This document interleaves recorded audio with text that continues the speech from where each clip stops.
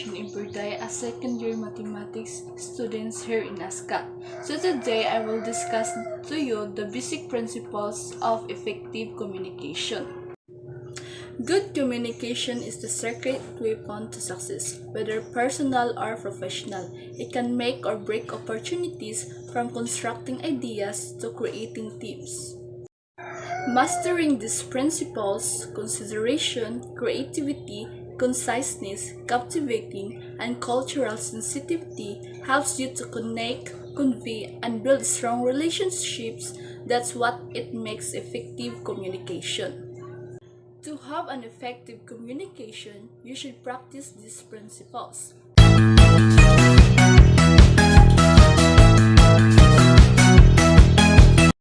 Basic principles of effective communication. First is consideration. Messages must be geared towards the audience. The sender of the message must consider the recipient's profession, level of education, race, ethnicity, habits, interests, passions, advocacies, and age when drafting or delivering a message. So when we say considerations means being thoughtful about your audience's needs, feelings, backgrounds, and situations when we speak or write. We need to consider the need and knowing your audience in order to have an effective communications, and by that to avoid conflict and misunderstandings. Example of consideration is we understand that many students are balancing school and family responsibilities.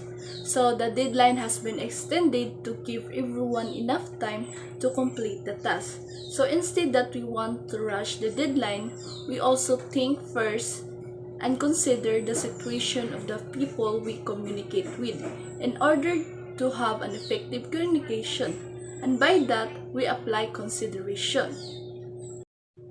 Next is we have creativity. In a communications means having the ability to craft interesting messages in terms of sentence, structures, and word choice.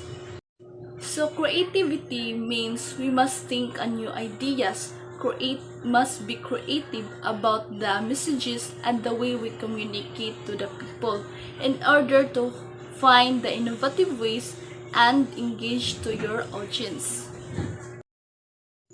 So example of creativity is creating a catchy or visual aid to convey a message. So you as a person, if you create a creative images, products, and other things that you think it is interesting, then here in creativity is important to find ways to connect with people and become memorable. So in short, the way that you is a creative person, there's a lot of people will love you to communicate since you have an interesting ideas and you are a creative one. Next is we have conciseness. Simplicity and directness help you to be concise. Avoid using lengthy expressions and words that may confuse the recipient. So that means that in communication, you must be straight to the point to reduce confusion and misunderstandings, and also to keep the audience focused and engaged. So example of conciseness is instead of a long email, summarize key points in a few bullet forms. So if you want to communicate that person, you must be straight to the point so that they can easily understand what you want to say or what you want to communicate. So by conciseness, it helps us to have an effective communication and to avoid wasting of time. Next is we have captivating. Captivating, you must strive to make messages interesting to command more attention and better response. The more the messages are captivating, it grabs the audience's attention and keep them interested, making your messages more memorable and impactful. The more captivating, the more it helps to convey your message effectively. So, example of captivating is using a story or analogy to explain a complex topic. By doing this, it helps you to don't have a boring topic and people want to listen, watch and read because it is clear, lively and meaningful. So, the more that you are a captivating person, the more that people will love you and interested the way you speak, and by that, it helps us to have an effective communication. Next is we have cultural sensitivity. With the increasing emphasis on empowering diverse cultures, lifestyles, and races, and the pursuit of gender equality, cultural sensitivity becomes an important standard for effective communication.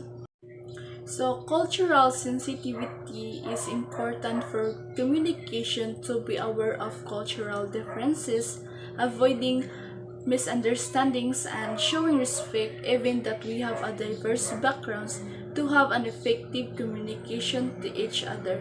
And also by applying cultural sensitivity, it helps us to avoid chaos. So, example of cultural sensitivity is as we celebrate this event, we honor the different traditions and cultures in our community, recognizing that our diversity makes us stronger.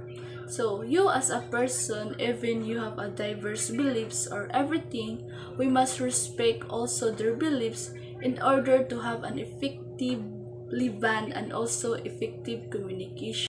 So, by applying cultural sensitivity to the communication, will pass as a person to become more respectful to others and also to have an effective communication by doing this.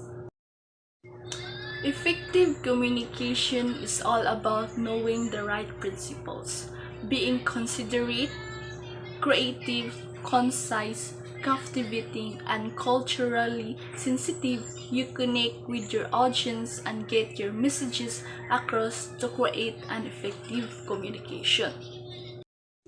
So by these principles help you show respect, grab attention, and build strong relationships and make you a more impactful and engaging communicator. By that, we need to apply these principles even we have a diverse belief to be more engaging, create memorable messages, and find ways to connect with others.